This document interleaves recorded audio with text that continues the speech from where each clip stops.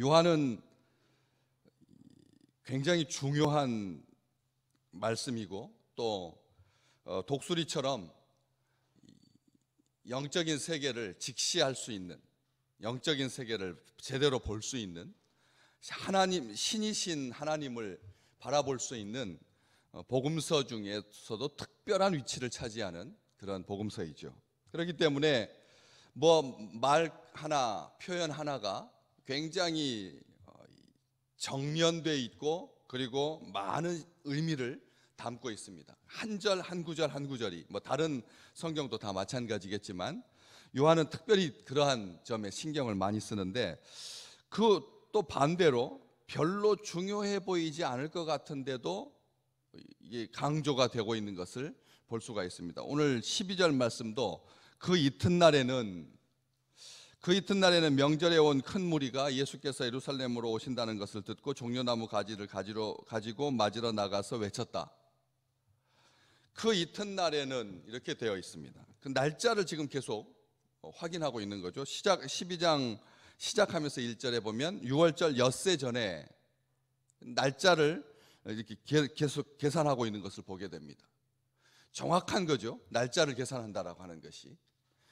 굉장히 당황스럽고 전쟁 가운데 있으면 이게 언제인지, 무슨 날인지, 봄이 시작되었는지, 겨울이 끝나가는지 그것을 확인한다고 하는 것은 사치처럼 여겨집니다. 복음서들이 다 3분의 1 이상을 예수 그리스도께서 예루살렘에 입성하시고 순환당하시고 죽으시고 부활하신 것, 이 고난에 굉장히 집중하고 있는데 요한은 이 복음서의 거의 절반 이상을 이 예수 그리스도께서 십자가를 지신 사건에 초점을 맞추고 기록하고 있습니다.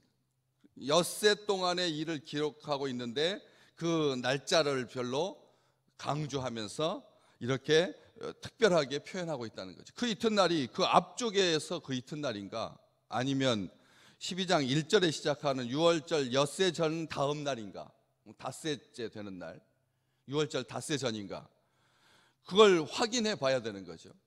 그 이튿날이라고 하는 것이 얼마나 중요한 날이고 특별한 날이다라고 하는 것을 강조하기 위해서 그 이튿날에는 안식일도 아니고 6월절도 아닌데, 6월절 준비 기간인데 그 날짜별로 이렇게 확인하고 있다라고 하는 것이죠. 그러면서 이게 특정한 날이다, 굉장히 귀한 날이다, 주목해 봐야 할 날이다. 왜? 사람들이 종려나무 가지를 가지고 맞으러 나가서 큰 소리로 호산나 찬송하리로다, 주의 이름으로 오시는 이 곧 이스라엘의 왕이시여 라고 외쳤는데, 그들은 그 주가 끝나기도 전에 예수 그리스도를 십자가에 못 박으라고 외쳤던 사람들이기 때문에 그들이 외치는 것은 사실 무의미한 거죠. 가증한 것이고요. 그런데도 성경은 특별하게 우리 예수님은 사람들의 그 외침에 대해서 아무런 말씀을 하시지 않습니다.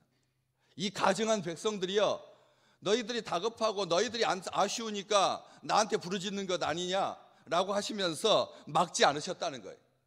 다 우리 주님을 알고 계셨을 것입니다. 틀림없이 저들이 저렇게 외쳤는데 똑같이 그것보다 더 큰 소리로 죽여라 죽여라 이렇게 할 것이다라고 하는 것을 다 아셨을 텐데도 우리 주님께서 막지 않으셨다는 거죠. 지금 구해달라고. 그 번역에 따라서 성경책을 살펴보면 그들이 외치고 있는 이 소리는 시편 118편에 있는 그런 말씀을 가지고 외치고 있지만, 그 외치는 소리가 굉장히 사람들로 하여금 이렇게 심장이 뛰게 하고 또 긴장감이 돋게 하고, 구하소서 구하소서 구하소서라고 하는 그 외침이 구해달라고 하는 절규입니다. 사실은 외친다라고 하는 말하고는 비교가 안 될 만큼 절규하고 있는, 그래서 그 소리를 들으면 사람들의 신경이 쭈삣쭈삣 서게 되는 아주 날카로운 외침이거든.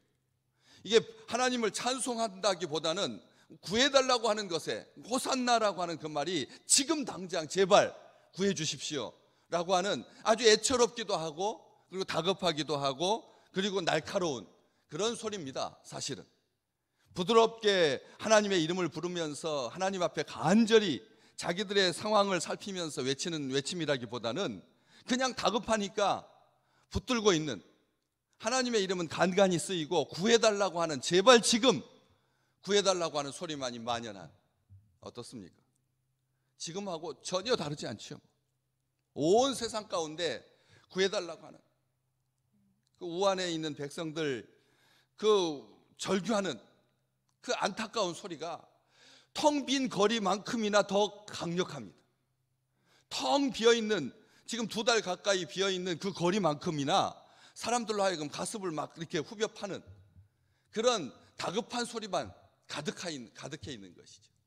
그런데 우리 하나님, 우리 주님께서 그것을 막지 않으신다는 거죠. 어디서 더 알 수가 있습니까? 누가복음 19장에도 똑같은 이 예루살렘에 입성했을 때 이스라엘 백성들이 거기에는 겉옷을 깔고, 그리고 더 길게 표현되어 있습니다.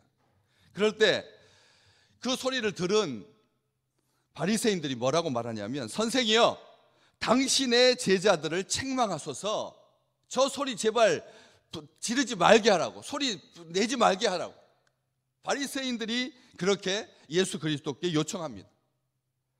그랬을 때 우리 주님께서 하신 말씀입니다. 내가 너희에게 말하노니 만일 이 사람들이 침묵하면 돌들이 소리 지르리라. 돌들이 소리 지르리라. 우리 주님께서 그렇게 말씀하셨습니다. 무슨 말씀입니까? 이 사람들이 침묵한다면 돌들이 대신 소리 지를 거다 라고 하는 이 표현은 어떤 의미입니까? 다시 말하면 이 그들의 찬송이죠. 호산나 다윗의 자손 예수 그리스도시여 우리를 불쌍히 여겨 주십시오. 여기 이 표현도 호산나 찬송하리로다 주의 이름으로 오시는 이 곧 이스라엘의 왕이시여, 어떻게 말하면서 다급하게 소리 지르면서 그것을 설명하는 말이 나올 수가 있습니까? 그냥 호산나 호산나 호산나 그러면 되죠. 그 속에는 지금 구해달라고 하는, 어차피 이것은 하나님을 향한 찬송이기 때문에 하나님이라고 하는 말 안 붙여도 됩니다. 그냥 호산나라고 하는 말만 계속해도 됩니다. 주문처럼. 그런데 뒤에 호흡이 다급한데 무슨 주의 이름으로 오시는 이 곧 이스라엘의 왕이시여, 이 곧이라고 하는 이 접속지 자체가 사치스러운 겁니다. 그런데도 이스라엘 백성들이 외치고 있거든요. 이것을 지금 말로 풀어보면 주의 이름으로 오시는 이에게 복이 있기를 이라는 뜻입니다. 그냥 이 외침과 이 절규 속에 여유가 있어서 이렇게 뭐 부연 설명이 있는, 접속사가 있는 이런 표현이 아니라 주의 이름으로 오시는 이에게 복이 있기를, 또 하나 이스라엘의 왕에게 복이 있기를. 여러분, 우리의 찬송과 우리의 절규가 이렇게 바뀌어야 한다는 것이죠. 이 시대에 아무것도 아닌 줄을 알면서도 조심하면서 우리가 이렇게 제단 새벽에 나와서 우리 주님께 기도하지만, 이럴 때 우리 주님을 바라보는 거예요. 주님에게 복이 있기를. 사람들에게 복이 있는 것도 중요합니다. 사람들이 구원받는 것도 중요합니다. 그렇지만 진심어린 마음으로 이 시간 우리가 잠시 멈추어 서서 무엇을 바라봐야 합니까? 우리에게 생명을 주시는 예수 그리스도를 바라보시기를 주의 이름으로 축복합니다. 예수 그리스도를 바라보는 거죠. 주님께 복이 있기를, 왕에게 복이 있으시기를. 주의 이름으로 이렇게 창궐한 사이에 우리 사이에 오고 계시는 예수 그리스도께 복이 있으시기를, 그렇게 하는 그런 표현입니다. 천사들이 하늘에는 영광이요 땅에는 기뻐하심을 입은 사람들 가운데 평화로다 라고 외쳤던 것처럼, 하늘에는 평화, 가장 높은 곳에는 영광이로다. 누가복음에 그렇게 기록되어 있거든. 그런 것처럼 이것은 바리새인들의 돌처럼 굳어진 마음에 돌들이 답답해서 소리 지를 것이다 라고 하는 말이기도 합니다. 바리새인들의 돌처럼 굳어진 그 마음을 바라보고 돌들이 답답해서 돌들이 소리 지를 것이다 라고 하는 그런 말이기도 하다는 것이죠. 잘못을 고발하고 있는 하나님께서 가인에게 하셨던 말씀, 네 동생 아벨의 핏소리가 땅에서부터 나한테 호소하느니라 라고 했던 것처럼 돌들이 답답해서 이렇게 부르고 있다라고 하는 것이죠. 찬송은 우리의 영적인 체온입니다. 우리가 마스크를 쓰고 있지만 우리의 찬송 소리는 커야 합니다. 찬송은 깊어야 합니다. 찬송은 온전해야 합니다. 우리가 그냥 다 같이 행복할 때, 다 같이 거리에 다닐 때, 다 같이 아무런 문제가 없었을 때 부르는 찬송보다 이 다급할 때 부르는 찬송은 더 정확해야 하고 더 분명해야 된다는 거죠. 찬송은 우리의 신앙의 바로미터입니다. 우리 믿음의 척도입니다. 사탄의 세계에는 찬송이 없습니다. 사탄의 세계에는 찬송 소리가 작습니다. 마귀가 찬송을 막기 때문에 그렇습니다. 이사야서 58장 1절 크게 외쳐라, 목소리를 아끼지 마라. 네 목소리를 가지고 나팔같이 높여서 내 백성의 허물을, 야곱 집의 죄를 알려라.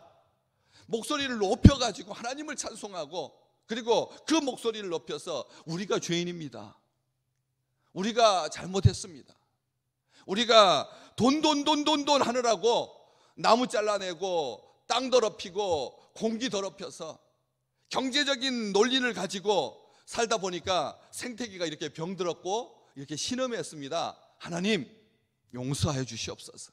죄를 직시하게 하는 우리의 목소리를 높여서 하나님께 찬송하고 하나님께 호소하고 하나님께 간절히 구하였어. 그래서 우리 주님께서 가만두어라, 마리아 그 순전한 나드 향유를 붓는 그 여인에게 주변에서 자기가 막 믿고 맡겼던 제자들이 목소리를 높여서 아주 날카롭게 300데나리온에 팔아서 가난한 자들을 도와주었으면 좋았을 걸 하는 그 속에서 주님께서 마리아에게 하셨듯이 가만두어라, 저들의 찬송이 하늘에 상달되고, 그래서 하나님께서 그 찬송 가운데 임재하셔서 이 땅과 이 백성을 고치실 것을 기대하는 귀한 한 주간이 되시기를 주의 이름으로 축복합니다.